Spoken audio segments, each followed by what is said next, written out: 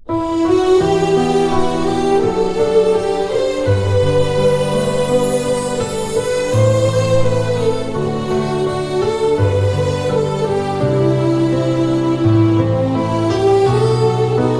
ಹೆಸರು ರೇಣುಕಾ. ಇವತ್ತು ನಾನು ಕಷ್ಟದಲ್ಲಿ ಇದ್ದಾಗೆ ಕಾಪಾಡಿರೋದು ನನ್ನ ಯೇಸು ಸ್ವಾಮಿ. ಇವತ್ತು ನಾನು ಕಷ್ಟದಲ್ಲಿ ಭಾಳ ನೊಂದಿದ್ದೀನಿ, ನಾ ಸಾಯೋಕ್ಕೆ ಉಳಿದಿದ್ದೇನೆ. ಇವತ್ತಿಂದ ಕಾರಣ ಆದರೆ ನನ್ನ ಯೇಸು ಸ್ವಾಮಿ. ಇವತ್ತು ನನಗೆ ಬಹಳ ಶುಗರ್ BP ಎಲ್ಲ ಇತ್ತು. ಇವತ್ತೆಲ್ಲ ನನಗೆ ನಾರ್ಮಲ್ ಅಂತ ಬಂದಿದೆ. ಯೇಸು ನನಗೆ ಹೇಳಬೇಕೆ ಭಾಳ ಕಷ್ಟ ಆಗ್ತಿದೆ. ಇವತ್ತು ನಾನು ನಿಂತಿದ್ದ ಜಾಗದಲ್ಲಿ ನಾನು ನೋಡ್ತಾ ಇರ್ತಿಲ್ಲ, ಇವತ್ತು ಚರ್ಚ್ ಬರ್ತಾ ಇದ್ದಿಲ್ಲ. ನನಗೆ ಇವತ್ತು ಭಾಳ ಕಷ್ಟದಿಂದ ಹೇಳ್ತಾ ಇದ್ದೇನೆ. ಇವತ್ತು ಅವರೇ ನನಗೆ ಸ್ವಾಮಿಯೇ ಇವತ್ತು ನನಗೆ ಸ್ಟೇಜ್ ಮೇಲೆ ಬಂದು ನಿಲ್ಲಿಸಿದ್ದಕ್ಕೆ ಕೃತಜ್ಞತೆ ಹೇಳ್ತಿದ್ದೇನೆ. ಇವತ್ತು ನನಗೆ ಯಾವುದು ಏನು ಕಾಣ್ತಾ ಇಲ್ಲ ಅದನ್ನೇ ನಾನು ಇವತ್ತು ಎಲ್ಲ ಕಾಣ್ತಾ ಇದ್ದೇನೆ. ಇವತ್ತು ನನ್ನ ಮನೆಯಲ್ಲಿ ಭಾಳ ಕಷ್ಟ ಇತ್ತು, ಕಾಲು ಎಲ್ಲ ಭಾಳ ಬಂದಿತ್ತು. ನನಗೆ ಒಳ್ಳೆ ಸ್ಟೇಜ್ನಲ್ಲಿ ಇದ್ದಿಲ್ಲ.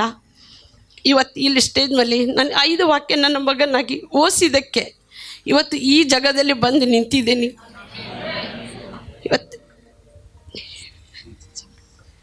ಇವತ್ತು ನನ್ನ ಮನೆಯಲ್ಲಿ ಒಂದು ರೊಟ್ಟಿ ಗತಿ ಇಲ್ಲದೆ ನಾವು ಕುಂತಿದ್ದು. ಇವತ್ತು ಆ ಸ್ವಾಮಿ ಯೇಸು ಸ್ವಾಮಿಲಿಂದನೇ ಇವತ್ತು ಈ ಸ್ಟೇಜಿಗೆ ಬಂದು ನಾನು ನಿಮ್ಮ ಮುಂದೆ ಹೇಳ್ತಾ ಇದ್ದೀನಿ. ಎಲ್ಲ ಕಷ್ಟಗಳನ್ನೆಲ್ಲ ಪರಿಹಾರ ಆಗಿದೆ ನನಗೆ. ಇವತ್ತು ಅವರಿಂದನೇ ಇವತ್ತು ನಾನು ಒಂದು ರೊಟ್ಟಿ ತಿಂತಿದ್ದೀನಿ. ಇವತ್ತು ನನಗೆ ನನ್ನ ಮಗನಲ್ಲಿ ಕೆಲಸ ಇದ್ದಿಲ್ಲ, ಕೆಲಸ ಸಿಕ್ತು. ನನಗೆ 2 ಮಗನಿಗೆ ಕೆಲಸ ಇದ್ದಿಲ್ಲ, ಅವನಿಗೆ ಸಿಕ್ತು. ಇವತ್ತು ನಮ್ಮ ಮನೆಯಲ್ಲಿ ಗಾಡಿ ಎಲ್ಲ ತೊಗೊಂಡಿದ್ದಾರೆ. ಅವರೇ ಯೇಸು ಸ್ವಾಮಿಲಿಂದ ನನಗೆಲ್ಲ ಆರಾಧನೆ ಸಿಗುತ್ತೆ. ಈ ದಿನ 2 ಮುಖ್ಯವಾದ ವಿಷಯಗಳನ್ನು ನಾನು ತೋರಿಸ್ಲಿಕ್ಕೆ ಬಯಸ್ತೇನೆ.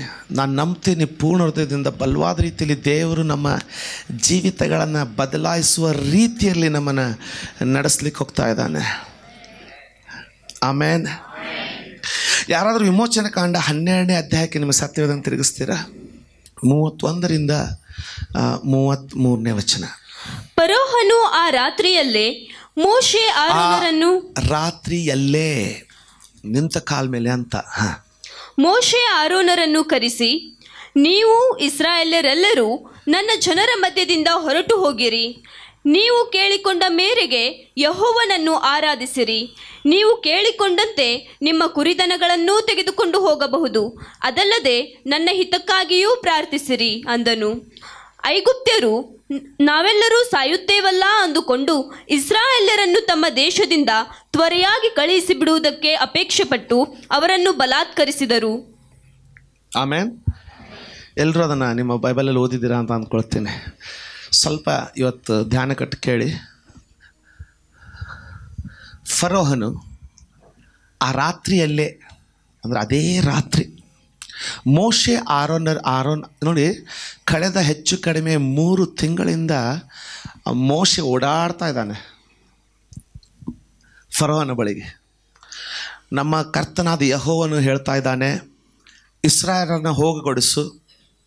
ನಾವು 3 ದಿನಗಳ ಪ್ರಯಾಣ ಅಡವಿಯಲ್ಲಿ ಮಾಡಿ, ನಾನು ಅದನ್ನು ವಿಡಿಯೋದಲ್ಲಿ ನೋಡ್ತಾ ಇದ್ದೆ, ನಿಜವಾದ ಸೀನಾಯಿ ಬೆಟ್ಟ ಅದರ ಪರಿಚಯ, ಅವರು ತಂಗಿಕೊಂಡಂಥ ಕೆಂಪು ಸಮುದ್ರದ ತಟ, ಅದರದೆಲ್ಲ ಇಂಗ್ಲೀಷಲ್ಲಿದೆ. ಮತ್ತು ಆ ಬೆಟ್ಟಗಳು, ಸೀನಾಯಿ ಬೆಟ್ಟ, ಎಲಿಯನ ಗವಿ, ಸೀನಾಯಿ ಬೆಟ್ಟದಲ್ಲಿ ಎಲಿಯನ್ನು ಅವಿತುಕೊಂಡಂಥ ಗುಹೆ, ಇವೆಲ್ಲ ಸಿಕ್ಕಿದೆ, ಪುರಾವೆಗಳು ಸಿಕ್ಕಿದೆ. ಈಗ ಆ ಐಗುಪ್ತ ದೇಶದಲ್ಲಿ ಕಳೆದ ಹೆಚ್ಚು ಕಡಿಮೆ 3-4 ತಿಂಗಳುಗಳಿಂದ ಮೋಶೆ ಕಂಟಿನ್ಯೂಸ್ ಆಗಿ ಫರೋಹನ ಸನ್ನಿಧಿಗೆ ಬರ್ತಾ ಇದ್ದಾನೆ. ನಮ್ಮ ಕರ್ತನು ಹೇಳ್ತಾ ಇದ್ದಾನೆ, ನಮ್ಮ ಯೆಹೋವನು ಹೇಳ್ತಾ ಇದ್ದಾನೆ, ನೀನು ಆತನ ಜನರಾಗಿರುವಂಥ ಇಸ್ರಾಯೇಲರನ್ನು ಹೋಗ ಕಳುಹಿಸತಕ್ಕದ್ದು, ಅವ್ರನ್ನ ಬಿಡಬೇಕು ನೀನು. ನಾವು 3 ದಿನಗಳ ಪ್ರಯಾಣ ಮಾಡಿ ಅಡವಿಯಲ್ಲಿ ಹೋಗಿ ಅಲ್ಲಿ ಒಂದು ಬೆಟ್ಟ, ದೇವರು ತೋರಿಸುವಂಥ ಬೆಟ್ಟದ ಮೇಲೆ ನಾವು ಯಜ್ಞ ಅರ್ಪಿಸ್ಬೇಕು ಅಂತ ಹೇಳಿದರೆ, ಫರೋಹನು ಬಿಟ್ಟಿ ಕೆಲಸ ಮಾಡೋದು ನಿಮಗೆ ಸೋಮಾರಿಯಾಗಿ ಬಿಟ್ಟಿದ್ದೀರಾ, ನಿಮ್ಮನ್ನು ನಾವು ಕಳಿಸೋಲ್ಲ ಅಂತ ಹಠ ಹಿಡಿದು ಮೊಂಡನಾಗಿ ಅನೇಕ ಉಪದ್ರವಗಳನ್ನು ದೇವರು ಅವರ ದೇಶದ ಮೇಲೆ ಕಳಿಸಿದ್ದಾಗ್ಯೂ ಕಪ್ಪೆಗಳ ಹಿಂಡೆ ಬಂತು. ಅದು ಫರೋಹನ ಅರಮನೆಯಿಂದ ಸೇವಕರ ಅಡಿಗೆ ಮನೆಗಳವರೆಗೆ ಎಲ್ಲ ಅವರ ಹಾಸಿಗೆಗಳ ಮೇಲೆ ಅವರ ಅಡಿಗೆ ಮಾಡುವಂಥ ಸ್ಥಳ ಅಡುಗೆ ಮನೆಗಳಲ್ಲಿ ಎಲ್ಲ ಕಡೆ ಕಪ್ಪೆಗಳು ತುಂಬಿಕೊಂಡುವಂತೆ. ಆದರೂ ಫರೋಹನನು ಅವ್ರನ್ನ ಬಿಟ್ಟುಕೊಡ್ಲಿಲ್ವಂತೆ. ತನ್ನ ಮನಸ್ಸನ್ನು ಮೊಂಡುತನ ಮಾಡಿಕೊಂಡ. ನಂತರ ದೇವರು ಅಲ್ಲಿ ಹೇನುಗಳು ಬಂದುವಂತೆ. ಅದು ಎಂಥ ಹೇನಂದರೆ ತಲೆಯಲ್ಲಿ ಇರುವಂಥ ಹೇನುಗಳೆಲ್ಲ ಮೈಯಲ್ಲೆಲ್ಲ ಕಡಿಯುವಂಥ ಹೇನುಗಳನ್ನು ಕಳಿಸದಂತೆ. ಆದರೂ ಮನಸ್ಸನ್ನು ಛಲ ಮಾಡಿಕೊಂಡಂತೆ. ಕೊನೆಗೆ 3 ದಿನ ಸೂರ್ಯನು ಹುಟ್ಟಲೇ ಇಲ್ಲಂತೆ. 3 ದಿನ ಕತ್ತಲು. ಅದು ಎಂಥ ಕತ್ಲು ಅಂದರೆ ಮೇಣದ ಬತ್ತಿ ಹಚ್ಚಿದರೆ ಹತ್ತುತ್ತಾ ಇರಲಿಲ್ಲಂತೆ, ಅಂಥ ಕತ್ಲು.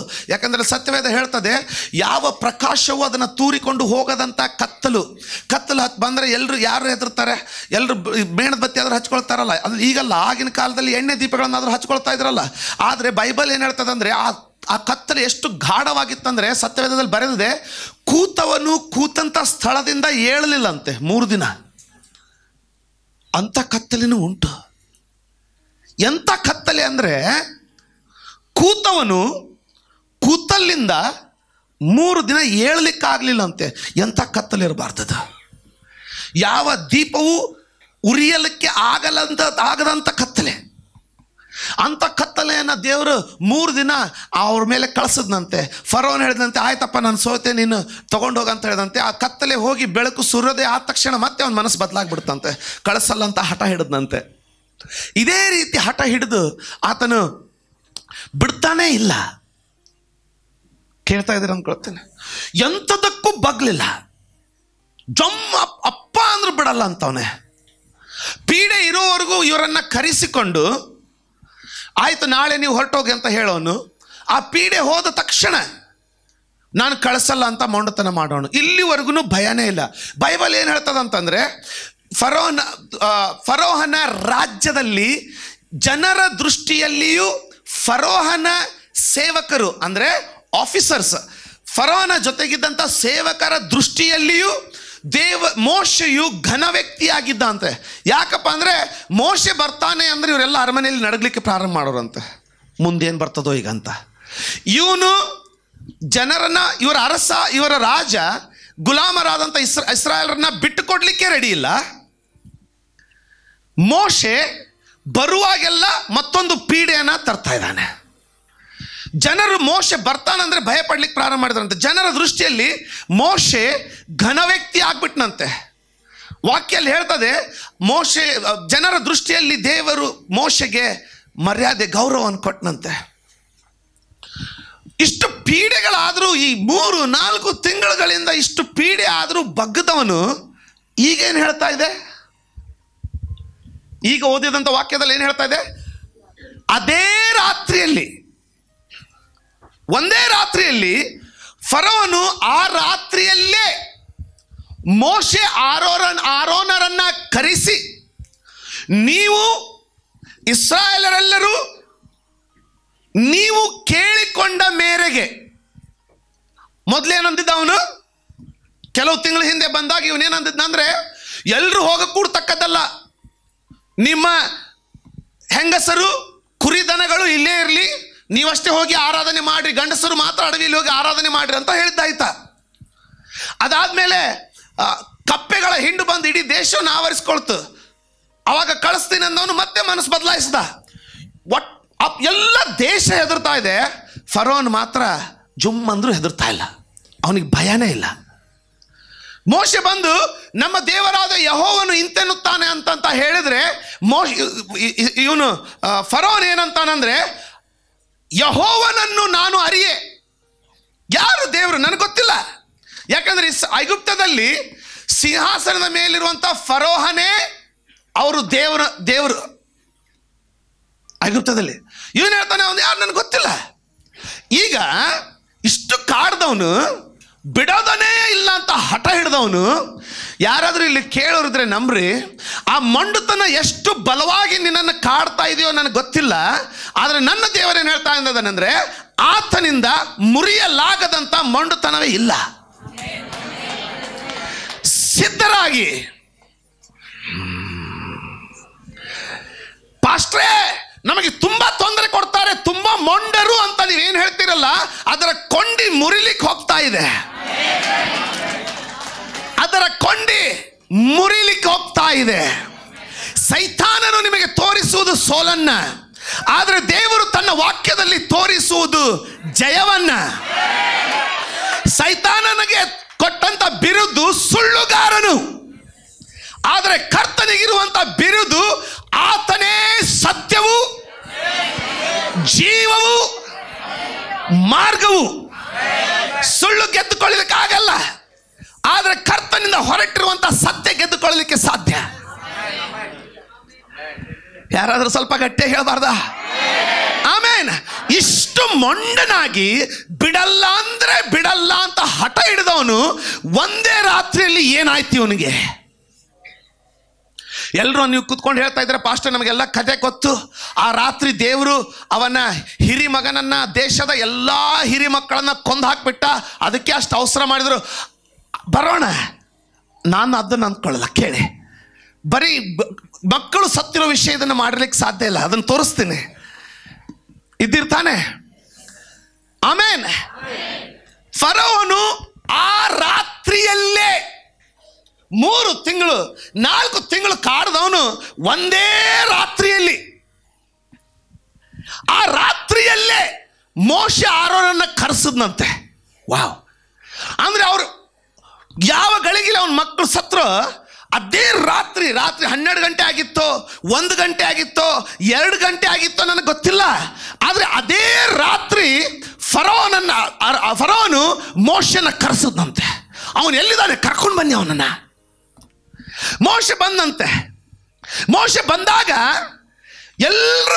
ಎಲ್ಲ ಇಸ್ರಾಯೇಲರು ಗುಣಗುಡ್ತಾ ಇರ್ಬೋದು ಬಹುಶಃ. ಇವನು ಹಿಂಗೆ ಪ್ರತಿ ಸಾರಿ ಕರೆಸ್ತಾನೆ, ನಮ್ಮನ್ನು ಹೋಗ್ಲಿಕ್ಕೆ ಬಿಡಲ್ಲ. ಆದರೆ ಆ ರಾತ್ರಿ ನನ್ನ ಜನರ, ನೀವು ಇಸ್ರಾಯೇಲರೆಲ್ಲರೂ ನನ್ನ ಜನರ ಮಧ್ಯದಿಂದ ಹೊರಟೋಗ್ರಿ. ನೀವು ಕೇಳಿಕೊಂಡ ಮೇರೆಗೆ ಯೆಹೋವನನ್ನ ಆರಾಧಿಸ್ರಿ. ನೀವು ಕೇಳಿಕೊಂಡಂತೆ ನಿಮ್ಮ ಕುರಿದನಗಳನ್ನು ತೆಗೆದುಕೊಂಡು ಹೋಗ್ಬಹುದು. ಯಾಕೆ ಮುಂಚೆ ಬಿಡ್ತಾ ಇರಲಿಲ್ಲ ನೋಡ್ರ, ಕೈ ಹೇಳ್ತಾರೆ, ಕುರಿದನನ್ನು ತಗೊಂಡೋಗಿದ್ರೆ. ಅದಲ್ಲದೆ ನನ್ನ ಹಿತಕ್ಕಾಗಿಯೂ ಪ್ರಾರ್ಥಿಸ್ರಿ. ಯಾರಾದ್ರೂ ನಂಬೋರು ಇಲ್ಲಿದ್ದೀರಾ? ನಿಮ್ಮ ಓನರು ನಿಮ್ಮ ಹತ್ರ ಪ್ರಾರ್ಥನೆ ಮಾಡಿಸ್ಕೊಳ್ಳಿಕ್ಕೆ ದಿನಗಳು ಬರ್ತಾ ಇದೆ. ಯಾರಾದ್ರೂ ನಂಬೋರು ಇಲ್ಲಿದ್ದೀರಾ? ಯಾರಾದ್ರೂ ನಂಬೋರು ಇಲ್ಲಿದ್ದೀರಾ? ನಿಮಗೆ ತೊಂದರೆ ಕೊಟ್ಟವ್ರು ನಮಗೋಸ್ಕರ ಪ್ರಾರ್ಥಿಸಿ ಅಂತ ಹೇಳೋ ದಿನ ಬರ್ತಾ ಇದೆ ಅಂತ ಹೇಳಿದೆ. ಆಮೇನ್, ಆಮೇನ್. ಒಂದೇ ರಾತ್ರಿಯಲ್ಲಿ ಮೋಶೆ ಅಂದ್ರೆ ಇವನು ಹೆದರ್ಲಿಕ್ಕೆ ಪ್ರಾರಂಭ ಮಾಡ್ದ. ಇವನು ಸಿಂಪಲ್ ಆಗಿ ಒಂದು ಕುರುಬ್ರು ಹಾಕೊಳ್ಳುವಂಥ ಡ್ರೆಸ್ ಹಾಕೊಂಡು ಕೈಯಲ್ಲಿ ಕೋಲ್ ಹಿಡ್ಕೊಂಡು ಬರೋನು. ಅವನು ಬಂಗಾರ ಬೆಳ್ಳಿ ಹಾಕೊಂಡು ಸಿಂಹಾಸನ ಮೇಲೆ ಹಂಗೆ ಕೂತ್ಕೊಂಡಿರೋನು. ಎಲ್ಲ ಬಂಗಾರ ಬಂಗಾರ ಕೇಟ್ ಹಿಂಗೆ ಕೂತ್ಕೊಂಡವನ. ಆದರೆ ಮೋಶೆ ಅಲ್ಲಿಂದ ಬರ್ತಾ ಇದ್ದಂಗೆ ಅವನು ಸೇವಕರು ಸಹ ಮೋಶೆಗಿಂತ ಉತ್ತಮವಾದ ಬಟ್ಟೆ ಧರಿಸ್ಕೊಂಡಿರೋರು. ಅವನು ಸೇವಕರು ಸಹ ಮೋಶೆಗಿಂತ ಉತ್ತಮವಾದ ಬಂಗಾರ ಬೆಳ್ಳಿ ಧರಿಸ್ಕೊಂಡಿರೋರು. ಆದರೆ ಅಲ್ಲಿ ಮೋಶೆ ಬರ್ತಾ ಇದ್ದಂಗೆ ಅವ್ರು ಗೊತ್ತಿಲ್ಲದಂಗೆ ಎದ್ದು ನಿಂತ್ಕೊಂಡ್ಬಿಡೋರು. ಫರೋನ್ ಬಡಿಬೇಕು. ಫರೋನ್ ನೋಡಿ ತಪ್ಪಾಯ್ತಾ, ಅರ್ಥ ಆಗ್ತಾ ಇದೆಲ್ಲ ಗೊತ್ತಿಲ್ಲ. ಮೋಶೆ ಅರಸನಲ್ಲ, ಮೋಶೆ ಶ್ರೇಷ್ಠ ವ್ಯಕ್ತಿಯೂ ಅಲ್ಲ. ಸೈತಾನನು ಈ ಮಂಡಲವನ್ನ, ನಿನ್ನ ಮಂಡಲವನ್ನ, ನಿನ್ನ ವಾತಾವರಣವನ್ನು ಹತೋಟಿಯಲ್ಲಿ ಇಟ್ಕೊಳ್ಳಿಕ್ಕೆ ಪ್ರಯತ್ನ ಮಾಡ್ತಾ ಇದ್ದಾನೆ. ಇವತ್ತು ನಾನು ಪ್ರವಾದನೆ ನುಡಿತೀನಿ ನಿನ್ನ ಜೀವಿತದ ಮೇಲೆ. ಹತೋಟಿ ಇಟ್ಟುಕೊಳ್ಳೋನು ನಿನ್ನ ಕರ್ತನಾದ ದೇವರೇ ಹೊರತು ದುಷ್ಟನಲ್ಲ, ಸೈತಾನನ ಶಕ್ತಿ ಅಲ್ಲ.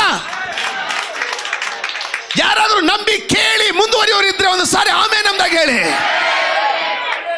ಪ್ರಾರ್ಥನೆಗೆ ನಿನ್ನನ್ನು ಒಪ್ಪಿಸ್ಕೊಡು.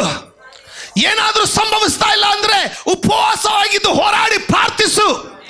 ಸೈತಾನನ ಕೊಂಡಿ ಮುರಿಯುವಂತ ಕೊನೆ ಹಂತಕ್ಕೆ ಬಂದು ಮುಟ್ಟಿದ್ದೀಯಾ? ಇನ್ನು ಸೋಲಿಲ್ಲ, ಇನ್ನು ಭಯ ಪಡಬೇಕಾಗಿಲ್ಲ. ಆಮೇನ್, ಆಮೇನ್, ಆಮೇನ್. ಭಯನೇ ಮೋಶೆಯಲ್ಲಿ ಬರ್ತಾ ಇದ್ದಾನಂದ್ರೆ ಕುರುಬ, ಮೋಶೆಯಲ್ಲಿ ಬರ್ತಾ ಇದ್ದಾನಂದ್ರೆ ಇವ್ರು ಎದ್ದು ನಿಂತ್ಕೊಂಡ್ಬಿಡ್ರ. ಫರೋನಿಗೆ ತುಂಬ ಸಿಟ್ಟು, ಓಯ್ ಅಂತ ಹೇಳ, ಸಾರಿ ಸಾರಿ ಸಾರಿ. ಅಷ್ಟು ಭಯ ಬಂದ್ಬಿಡ್ತು ಮೋಶೆ ಬಗ್ಗೆ. ಯಾರ ಬಗ್ಗೆ? ಆದ್ರೆ ಈ ವಚನ ನೋಡ್ರಿ, ಕೇಳಿ. ಇವರು ಇಸ್ರಾಯೇಲರ ಮಧ್ಯದಲ್ಲಿ 400 ವರ್ಷದಿಂದ ಗುಲಾಮರಾಗಿದ್ದಾರೆ. ಐಗುಪ್ತರಿಗೆ ಇವ್ರನ್ನ ಒದ್ದು ಗೊತ್ತು. ಐಗುಪ್ತರಿಗೆ ಬೀದಿಯಲ್ಲಿ ಗುಲಾಮರ ಅಂತ ಹೇಳ್ತೇನೆ. ಆಗಿನ ಕಾಲದಲ್ಲಿ ಅವ್ರು ಇಸ್ರಾಯೇಲರು ಹಾದು ಹೋದಂಥ ಒಂದು ಸಂಗತಿನ ಹೇಳ್ತೇನೆ ಕೇಳಿ. ಸಾಯಂಕಾಲ ಹಿಂಗೆ ಹೋಗ್ತಾ ಇದ್ರೆ ಒಬ್ಬ ಐಗುಪ್ತ ಬಂದು, ಲೋ ಕೆಲಸ ಮುಗಿತಾನೆ ಅಂತ ಕೇಳಿದ್ರೆ, ಹೌದಪ್ಪ ಕೆಲಸ ಮುಗಿದ್ರೆ ನನ್ನ ಮನೆಗೆ ಬಂದು ನೀರು ತುಂಬಿಕೊಟ್ಟು ಹೋದ್ರೆ ನೀವು ಮನೆಗೆ ಹೋಗಿ ಪುಕ್ಕಟೆಯಾಗಿ ನೀರು ತುಂಬಿಕೊಟ್ಟು ಹೋಗ್ಬೇಕು ಅವನು. ಅಂಥ ಗುಲಾಮತನ ಕೇಳ್ತಾ ಇದ್ದೀರಾ? ಅಂಥ ಗುಲಾಮತನದಲ್ಲಿ 400 ವರ್ಷ. ಒಂದು ದಿನಾನು ಅವ್ರನ್ನ ಕಂಡ್ರೆ ಭಯ ಅಲ್ಲ, ಅವ್ರನ್ನ ಕಂಡ್ರೆ ಗೌರವ ಕೊಟ್ಟವರಲ್ಲ ಇವರು. ಯಾರಾದ್ರೂ ಕೇಳ್ತಾ ಇದ್ದೀರಾ? ಇಸ್ರಾಯೇಲರಿಗೆ ಮರ್ಯಾದೆ ಕೊಟ್ಟವರಲ್ಲ ಇವರು. ಆದ್ರೆ ಆ ರಾತ್ರಿ ಅರಸ ಹೇಳ್ತಾ ಇದ್ದಾನೆ, ನಿನ್ನ ಜನರನ್ನು ತಗೊಂಡೋಗು. ಮೋಶೆ ಅಲ್ಲ, ಒಬ್ಬೊಬ್ಬ ಇಸ್ರಾಯೇಲರನ್ನ ಕಂಡ್ರೆ ಭಯ ಸ್ಟಾರ್ಟ್ ಆಯ್ತು. ಯಾಕೆ ಯಾರು ಅರ್ಥ ಮಾಡ್ತಾರೆ? ತಿಳಿತಾ ಇದೆ ಅಲ್ಲೋ? ದಿನ ಬರ್ತಾ ಇದೆ, ದೆವ್ವಗಳಿಗೆ ಸೇವಕರನ್ನ ನೋಡಿದ್ರಲ್ಲ, ಒಬ್ಬೊಬ್ಬ ವಿಶ್ವಾಸಿನ ಯಾರಾದ್ರು ಕೇಳೋರು ಇದ್ದೀರಾ? ಇಸ್ರಾಯೇಲರನ್ನ ನೋಡಿದ್ರೆ ಭಯ ಆಯ್ತಂತೆ. ಎಷ್ಟು ಭಯ ಆಯ್ತಂದ್ರೆ, ಇಸ್ರಾಯೇಲ್ ರಾತ್ರಿ ನಾವು ಹೋಗ್ತಾ ಇದ್ದೀವಿ ಅಂತ ಹೇಳಿದ್ರೆ,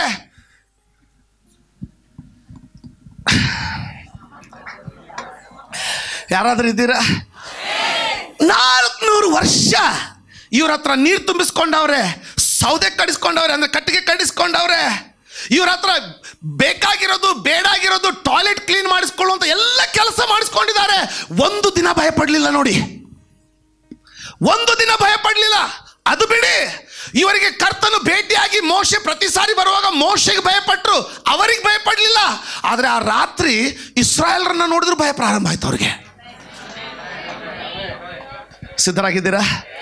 ಅರ್ಥ ಮಾಡಿಕೊಳ್ಳಿ, ಸಿದ್ಧರಾಗಿದ್ದೀರಾ? 400 ವರ್ಷ ಇವರನ್ನ ಒದ್ದಿದ್ದಾರೆ, ಇವರನ್ನ ಹೀಯಾಳಿಸಿದ್ದಾರೆ, ಆದರೆ ಭಯಪಟ್ಟಿದ್ದಿಲ್ಲ. ಇವರನ್ನ ನಿಂದಿಸಿದ್ದಾರೆ, ಆದರೆ ಭಯಪಟ್ಟಿದ್ದಿಲ್ಲ. ಆದರೆ ಈಗ ಒಬ್ಬೊಬ್ಬ ಇಸ್ರಾಯೇಲರನ್ನ ನೋಡಿದ್ರೆ ಭಯ ಪಡುವಂಥದ್ದೇನಾಯ್ತು? ಯಾರಾದ್ರೂ ನಮ್ಮ ಜೊತೆಗಿದ್ದೀರಾ? ಈಗ ವಾಕ್ಯ ಓದ್ತಾ ಸಮಯ ಕಳಲಿಕ್ಕೆ ಸಮಯ ಇಲ್ಲ. ವಿಮೋಚನ ಕಾಂಡ 12ನೇ ಅಧ್ಯಾಯ ಧ್ಯಾನ ಮಾಡ್ತಕ್ಕದ್ದು ಮಾಡ್ತೀರಾ? ಎಂದಿಗೂ ಭಯ ಪಡೆದಂಥ ಇವರು ಅವತ್ತು ರಾತ್ರಿ ಮೋಶೆ ಅವ್ರಿಗೆ ಹೇಳ್ದ, ಮೋಶೆ ಇಸ್ರಾಯೇಲ್ರಿಗೆ ಹೇಳ್ತಾ ಇದ್ದಾನೆ, ದೇವ್ರು ನನಗೆ ಹೇಳಿದ್ದಾನೆ ತನ್ನ ಜನರಿಗೆ ಇಸ್ರಾಯೇಲ್ರಿಗೆ. ಒಂದು ನಿಮಿಷ, ನಾವೆಲ್ಲರೂ ಇಸ್ರಾಯೇಲ್ರ ಅಂತ ಅಂದ್ಕೊಳ್ಳೋಣ. ನಾವು ಇಸ್ರಾಯೇಲ್ರೇ, ಶರೀರದಲ್ಲಿ ನಾವು ಇಸ್ರಾಯೇಲ್ರಲ್ಲ, ಆತ್ಮದಲ್ಲಿ ಅಬ್ರಹಾಮನ ಸಂತಾನದವರಾಗಿ ಆಶೀರ್ವಾದದಲ್ಲಿ ನಡೀತಾ ಇರುವಂಥ ಇಸ್ರಾಯೇಲರು. ಅಂಥವ್ರು ಯಾರಾದರೂ ಇಲ್ಲಿದ್ರು ಒಂದು ಸಾರಿ ಆಮೇನ್ ಎಂದಾಗ ಹೇಳ್ತೀರಾ? ಆಮೇನ್. ಅಮ್ಮ, ಒಂದು ವಿಷಯ ಹೇಳ್ತೀನಿ ಕೇಳು. ಭಕ್ತರಿಗೆ ಬರುವಂಥ ತೊಂದರೆಗಳು ಅನೇಕ. ಭಯ ಪಡಬೇಡ, ಕರ್ತನವೆಲ್ಲವುಗಳಿಂದ ನಿಮ್ಮನ್ನ ಮೇಲಕ್ಕೆ ಎತ್ತಾನೆ. ಅವೆಲ್ಲವುಗಳಿಂದ ದೇವರು ನಿಮ್ಮನ್ನು ಮುಂದಕ್ಕೆ ಸಾಗಿಸ್ತಾನೆ. ಬಿರುಗಾಳಿ ಬರ್ತದೆ, ಆದರೆ ಯಾವ ಬಿರುಗಾಳಿಯೂ ಸತತವಾಗಿ ಇದ್ದದ್ದಲ್ಲ. ಬಂದಂಥ ಬಿರುಗಾಳಿ ದಾಟಿಕೊಂಡು ಹೋಗಲೇಬೇಕು, ಅದು ನಿಲ್ಲೇಬೇಕು. 1977ರಲ್ಲಿ ಪ್ರಾರಂಭವಾದಂಥ ಬಿರುಗಾಳಿ ಇನ್ನೂ ಬೀಸ್ತಾ ಇದೆ ಅಂತ ಎಲ್ಲಾದರೂ ಕೇಳಿದಿರಾ? ಇಲ್ಲ, ಕೆಲವು ಗಂಟೆ ಮಾತ್ರ, ಕೆಲವೇ ಗಂಟೆ. ಅದಾದ ನಂತರ ಅದು ಸತ್ತೋಗ್ಲೇಬೇಕು. ಯಾಕೆಂದ್ರೆ ಬರುವಂಥ ಬೆಳಕು ಹೊಸ ಲೋಕವನ್ನ, ಹೊಸ ಪ್ರಾರಂಭವನ್ನ ನಿನಗೆ ತರ್ಲಿಕ್ಕೆ ಹೋಗ್ತಾ ಇದೆ. ಆಮೇನ್. ಭಯ ಪಡೆದವರು, ಸ್ವಲ್ಪನೂ ಅಂಜದವರು ಅವತ್ತು ರಾತ್ರಿ ಮೋಶೆ ಹೇಳ್ದ, ಇಸ್ರಾಯೇಲರೇ, ಯೆಹೋವನು ನುಡಿತಾ ಇದ್ದಾನೆ, ಪ್ರತಿಯೊಬ್ಬನು ನಿನ್ನ ನೆರೆಯವನಿಂದ ಬಂಗಾರವನ್ನ ಬೆಳ್ಳಿಯನ್ನ ಕೇಳಿಕೊಳ್ಳಲಿ. ಅಯ್ಯೋ, ರೊಟ್ಟಿ ಕೊಟ್ಟವರಲ್ಲ ರೀ ಇವರು. ಇವರು ಕೇಳ್ತಾ ಇದ್ದೀರಾ? ಒಂದು ವೇಳೆ ಒಬ್ಬ ಅಜ್ಜ ವಯಸ್ಸಾದವನು ಕೆಲಸ ಮಾಡುವಾಗ ಆಗ್ಲಿಲ್ಲ ಅಂದ್ರೆ ಬಿಟ್ಟಿ ಕೆಲಸ ಮಾಡುವವರು ಅವನನ್ನ ಬಾರುಕೋಲಿನಿಂದ ಹೊಡೆದು ಒದ್ದು ಬಿಡೋರು. ಇಸ್ರಾಯೇಲ್ ಅಜ್ಜನ್ಗೆ ಅವನು ನೋವಾಗಿ ಮನೆಗೆ ಬರ್ತಾ ಇರುವಾಗ ಆತನ ಶಕ್ತಿ ಇಲ್ಲ. ಬೀದಿಯಲ್ಲಿ ಯಾವ್ದಾದ್ರು ಐಗುಪ್ತರಿಗೆ ಒಂದು ರೊಟ್ಟಿ ಕೊಡಿ ಅಂತ ಹೇಳಿದ್ರೆ ರೊಟ್ಟಿಯೆಲ್ಲ ನೀರು ಕೊಟ್ಟವರಲ್ಲ ಇವರು. ಈಗ ಅದೇ ಅಜ್ಜನಿಗೆ ಮೋಶೆ ಅಜ್ಜ ಹೇಳ್ತಾ ಇದ್ದಾನೆ, ಯಾಕಂದ್ರೆ 80 ವರ್ಷ ಆಗಿತ್ತು, ಅದಕ್ಕೆ ಹೇಳ್ತಾ ಇದ್ದಾನೆ. ಅದೇ ಅಜ್ಜನಿಗೆ ಮೋಶೆ ಅಜ್ಜ ಹೇಳ್ತಾ ಇದ್ದಾನೆ, ನಿಮ್ಮ ಪಕ್ಕದವರಿಗೆ ಹೋಗಿ ಬಂಗಾರವನ್ನು ಬೆಳ್ಳಿ ಕೇಳ್ರಿ. ಈಗ ಅಜ್ಜ ಕಟ್ಗಿ ತಗೊಂಡು ಮೆಲ್ಲಗೆ ಪಕ್ಕದವನಿಗೆ ಹೋಗ್ತಾನೆ, ಬಾಗಿಲ ಬಾರಿಸ್ತಾನೆ. ಬಾಗಿಲು ತೆಗೆದವ್ರು ಯಾರು? ಒಬ್ಬ ಐಗುಪ್ತದ ಅಮ್ಮ ಬಾಗ ತೆಗೆದ್ಲು. ಇವಳು ಯಾರು? ನಿನ್ನೆ ಕೆಲಸದಿಂದ ಬರುವಾಗ ಅರ್ಧ ರೊಟ್ಟಿ ಕೊಟ್ಟವಳಲ್ಲ ಇವಳು. ಇವಳಿಗೆ ಬಾಗಿಲ ತೆಗೆದಿದ್ದೆ ಈ ಅಜ್ಜನ ನೋಡಿ, ಅಜ್ಜ ಏನಾಯ್ತು ಕೇಳ್ತಾ ಇದ್ದಾಳೆ. ಏನ್ ಬೇಕು ನಿನಗೆ? ಅಜ್ಜನಿಗೆ ಶಾಕ್. ನಿನ್ನೆ ರೊಟ್ಟಿ ಕೊಟ್ಟವಳಲ್ಲ, ಥೂ ಅಂತ ಉಗಿದವಳು. ಎಲೆ ಗುಲಾಮನೆ ನನ್ನ ಮುಂದೆ ಬರಬೇಡ ಅಂತ ಉಗಿದವಳು. ಇವತ್ತು ಏನ್ ಬೇಕು ನಿನಗಂತ ಕೇಳ್ತಾ ಇದ್ದಾಳೆ. ಅವನು ಹೇಳ್ದ, ಅಜ್ಜ ಹೇಳ್ದ, ನನಗೆ ಬಂಗಾರ ಬೆಳಿಬೇಕು. ಒಂದು ನಿಮಿಷದಲ್ಲಿ, ಒಂದೇ ಒಂದು ನಿಮಿಷದಲ್ಲಿ ಒಳಗಡೆ ಓಡ್ ಹೋದವಳೆ ಇಷ್ಟು ದೊಡ್ಡ ಚೀಲ ತಗೊಂಡು ಬಂದ್ಲು. ಅವನ ಮುಂದೆ ಬಂದು ಬಿಚ್ಚಿ ತನ್ನದು ಎಲ್ಲ ಹಾಕಿದ್ಲು. ಎಲ್ಲ ಹಾಕಿಬಿಟ್ಟು ನೋಡಿ ಏನು ಹೇಳ್ತದೆ, ಎಲ್ಲರೂ ಇದ್ದೀರಾ? ಅಲ್ಲಿ ಬರ್ತದೆ, ಐಗುಪ್ತರು ನಾವೆಲ್ಲರೂ ಸತ್ತೇವಲ್ಲ ಅಂದುಕೊಂಡು, ಅಲ್ಲಿ ಫರೋನ್ ಅಂತ ಬರೆದಿದೆಯಾ? ಇಲ್ಲ, ಐಗುಪ್ತರು ನಾವೆಲ್ಲ ಸತ್ತೇವು ಅಂದುಕೊಂಡು ತಮ್ಮ ದೇಶದಿಂದ ತೊರೆಯಾಗಿ, ನೀವು ಮೊದಲು ಅಪ್ಪ ಬಂಗಾರ ಬೇಕಾ? ಇದು ತಗೋ. ಬೆಳ್ಳಿ ಬೇಕಾ? ತಗೋ. ಮೊದಲು ಇಲ್ಲಿಂದ ಹೊರಡಿ. ಯಾಕೋ ಯಾರಾದ್ರೂ ಇಲ್ಲಿ ಯಾರಾದ್ರೂ ಇದ್ದೀರಾ? ಕೈ ಮುಗಿದು ಹೇಳ್ತಾ ಇದ್ದಾಳೆ, ಮೊದಲು ಇಲ್ಲಿಂದ ಹೊರಡಿ, ತಗೊಳ್ಳಿ. ನನ್ನ ಸ್ವಲ್ಪ ನೀರಡಿಕೆ ಆಗಿತ್ತ, ನೀರು ಬೇಕಾ? ಅಯ್ಯೋ ನೀರೆಲ್ಲ ದ್ರಾಕ್ಷಾರಸ ತಗೊಳ್ಳಿ. ಯಾರಿದ್ದೀರಿ ಇಲ್ಲಿ? ಯಾರಾದ್ರೂ ಇಲ್ಲಿದ್ದೀರಾ? ಏನಾಯ್ತು? ಒಂದೇ ರಾತ್ರಿಯಲ್ಲಿ ಏನಾಯ್ತು? ಎಷ್ಟು ಜನ ಕೇಳ್ತಾ ಇದ್ದೀರಾ? ಆಮೇನ್ ಆಮೇನ್. ಅಜ್ಜ ಬಂಗಾರ ಬೆಳೀತಾವಳು, ಅವನು ಎಲ್ಲಿ ಹಾಕೊಳ್ಬೇಕು ತಿಳಿತಾ ಇಲ್ಲ.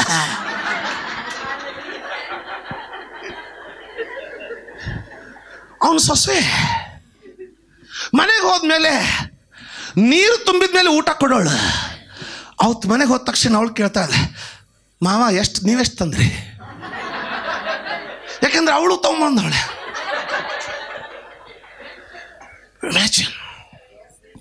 ಅನೇಕರನ್ನ ನಾನು ಬಿಟ್ಟು ಬಿಡ್ಬೋದು, ನನ್ನನ್ನು ಬಿಟ್ಟಿದ್ದಾರೆ. ಆದರೂ ಇನ್ನೂ ನಿಂತ್ಕೊಂಡಿದ್ದೀವಿ ಅಂದರೆ ಆ ಪರಲೋಕದ ಅರಸನ ಜೊತೆಗಿದ್ದಕ್ಕಾಗಿ. ಸೈತಾನನ ಮುಖದಲ್ಲಿ ನೋಡಿ ಹೇಳ್ತಕ್ಕದ್ದು ನೋಡಿ, ಸೈತಾನನ ಮುಖದಲ್ಲಿ ನೋಡಿ ಹೇಳ್ತಕ್ಕದ್ದು, ನನ್ನ ಕರ್ತನು ನನ್ನನ್ನು ನಡೆಸ್ತಾನೆ, ಭಯಪಡಲ್ಲ. ಶುಡಲ ಬೇರ ಮೋಶ ಅಂತ ಯಾರಾದ್ರೂ ಇಲ್ಲಿದ್ದೀರಾ? ಆಮೇನ್. ಮೊದಲು ಬರೀ ಮೋಶೆಗೆ ಭಯಪಡೋರು ಒಬ್ಬೊಬ್ಬ ಇಸ್ರಾಯೇಲರನ್ನು ನೋಡಿ ಭಯಪಡ್ತಾ ಇದ್ದಾರೆ. ಏನಾಯಿತು? ಹಿಂದಿನ ದಿನ ಏನೋ ಒಂದು ಸಂಗತಿ ಆಯಿತು. ಹೋಗೋಣವಾ? ಮುಂದುವರಿಯೋಣವಾ? ಇವತ್ತಿಲ್ಲಿಂದ ನೀನು ಗುಣವಾಗಿ ಹೋಗ್ತೀಯ. ನನ್ನ ಕರ್ತನಾದಂಥ ಯೇಸುವಿನ ಹೆಸರು ನಾನು ನಂಬ್ತಾ ಇದ್ದೀನಿ. ನಾನು ನಂಬ್ತಾ ಇದ್ದೀನಿ. ಇವತ್ತು ಇಲ್ಲಿಂದ ನೀನು ಬಿಡುಗಡೆ ಹೊಂದಿ ಹೋಗ್ಲಿಕ್ಕಿದ್ದೀಯಾ? ಇವತ್ತು ಇಲ್ಲಿಂದ ಆಶೀರ್ವಾದಗಳನ್ನ ಪಡೆದುಕೊಂಡು ನೀನು ಹೋಗ್ಲಿಕ್ಕಿದ್ದೀಯಾ? ಹಿಂದಿನ ದಿನ ನಾನು ಹೇಳಿದೆ 12ನೇ ಅಧ್ಯಾಯವನ್ನು ಓದಿದ್ಕೊಳ್ತಕ್ಕದ್ದು, ಓದಲಿಕ್ಕೆ ಸಮಯ ಇಲ್ಲ, ಬೇಗ ನಾನು ವರ್ಣಿಸಿ ಅದನ್ನು ವಿವರಿಸಿ ಮುಗಿಸ್ಕೊಳ್ತೇನೆ. ಹಿಂದಿನ ದಿನ ಆಮೇಲೆ ಈಗ ಯೇಸು ಸ್ವಾಮಿ 1ನೇ ಕೊರಿಂಥದವ್ರು ಬರೋ ಪತ್ರಿಕೆಯಲ್ಲಿ ನಾವು ಓದ್ಕೊಂಡ್ವಿ. ಕಳೆದ ವಾರ ನಾನು ನಿಮಗೋಸ್ಕರ ಓದ್ಕೊಂಡಿದ್ದೀವಿ. ಕಳೆದ ವಾರ 1ನೇ ಕೊರಿಂಥ 11ನೇ ಅಧ್ಯಾಯದ 25ನೇ ವಚನದಲ್ಲಿ ಅದೇ ರೀತಿ ಆತನು ಪಾತ್ರೆಯನ್ನು ತೆಗೆದುಕೊಂಡು, ಈ ಪಾತ್ರೆಯು ನನ್ನ ರಕ್ತದಿಂದ ಸ್ಥಾಪಿತವಾದ ಹೊಸ ಒಡಂಬಡಿಕೆಯನ್ನು ಸೂಚಿಸುತ್ತದೆ ಅಂತ ಹೇಳ್ದ. ಇಲ್ಲಿದ್ದೀರಾ? ಈಗ ನೋಡೋಣ. ಹಾಗಿದ್ದು ಇಲ್ಲೇನಾಯಿತು ಪಾಸ್ಟರ್? ಅದನ್ನು ಈಗ ಯಾಕೆ ಓದ್ತಾ ಇದ್ದಾರೆ ಕೇಳಿ. ಆದರೆ ಹಿಂದಿನ ದಿನ ವಿಮೋಚನಕಾಂಡ 12ನೇ ಅಧ್ಯಾಯದಲ್ಲಿ ಏನೋ ಒಂದು ಘಟನೆ ಉಂಟಾಯಿತು. ದೇವರು ಮೋಶೆಯನ್ನು ಕರೆದ. ದೇವರು ಮೋಶೆಗೆ ಹೇಳ್ತಾ ಇದ್ದಾನೆ, ಮೋಶೆ ನೀನು ಎಲ್ಲ ಇಸ್ರಾಯೇಲರಿಗೆ ಹೇಳ್ತಕ್ಕದ್ದು ನೋಡಿ. ಇಲ್ಲಿ ಕೆಲವೊಂದು ಅಂಶಗಳನ್ನು ನೀವು ಸ್ವಲ್ಪ ಗಮನ ಕೊಟ್ಟು ಕೇಳಿ. ಏನು ಹೇಳ್ತಾ, ಓದ್ಲಿಕ್ಕೆ ಹೋಗ್ತಾ ಇಲ್ಲ, ನಡೀತಾ ತಾನೆ? ಓಕೆ, 12ನೇ ಅಧ್ಯಾಯವನ್ನು ಹೋಗಿ ಓದ್ಕೊಳ್ತಿರ್ತಾನೆ. ಎಲ್ಲರೂ ಓದ್ತೀರಾ? ದಯವಿಟ್ಟು ಆಮೇನ್ ಕೇಳಿ. ಏನಾಗ್ತದೆ 12ನೇ ಅಧ್ಯಾಯದಲ್ಲಿ ಮೋಶೆಗೆ ದೇವರು ಹೇಳ್ತಾ ಇದ್ದಾನೆ, ಮಾರನೇ ದಿನ ಫರೋನ್ ಕಳಿಸ್ಲಿಕ್ಕಿದ್ದಾನೆ, ಅದೇ ರಾತ್ರಿ ಕಳಿಸ್ಲಿಕ್ಕಿದ್ದಾನೆ. ಹಿಂದಿನ ದಿನ ದೇವರು ಮೋಶೆಗೆ ಹೇಳ್ತಾ ಇದ್ದಾನೆ, ಮೋಶೆ ನಿನ್ನ ಜನರಿಗೆ ಹೇಳಬೇಕು, ಪ್ರತಿಯೊಬ್ಬರು ಒಂದೊಂದು ಕುಟುಂಬ, ಪ್ರತಿಯೊಂದು ಕುಟುಂಬಕ್ಕೆ ಅವರು ಒಂದು ಕುರಿ ಮರಿಯನ್ನಾಗಲಿ ಆಡಿನ ಮರಿಯನ್ನಾಗಲಿ ತೆಗೆದುಕೊಳ್ತಕ್ಕದ್ದು, ಅದು 1 ವರ್ಷದ ಗಂಡು ಆಗಿರಬೇಕು, 1 ವರ್ಷದ ಗಂಡಾಗಿರ್ಬೇಕು. ಅದನ್ನು ಎಲ್ಲರೂ ಕೂಡಿ ಒಂದೇ ದಿನ ಅಂದರೆ ಅದೇ ರಾತ್ರಿ 14 ದಿನ ಅದನ್ನು ಇಟ್ಕೊಳ್ಬೇಕು. 14 ದಿನ ಇಟ್ಕೊಂಡ ನಂತರ ನಾನು ತೋರಿಸುವಂಥ 1ನೇ ದಿನದಲ್ಲಿ ಆ ದಿನ ನೀವೆಲ್ಲರೂ ಅದನ್ನು ವಧೆ ಮಾಡಬೇಕು, ಯಜ್ಞ ಅರ್ಪಿಸ್ಬೇಕು. ಅದರ ರಕ್ತವನ್ನು ಹಿಸ್ಸೋಪ್ ಮರದ ತಪ್ಪಲಲ್ಲಿ ಅದ್ದುಬಿಟ್ಟು, ಅರ್ಥ ಆಗ್ತಾ ಇದೆಯಾ? ಏನೋ ಆಯ್ತು. ಇವ್ರಿಗಿಷ್ಟು 400 ವರ್ಷದಿಂದ ಭಯ ಪಡೆದವರು ಈಗ ಭಯ ಪಡಲಿಕ್ಕೆ ಏನೋ ಆಯ್ತು. ಏನಾಯ್ತಂತ ಕೇಳಿ.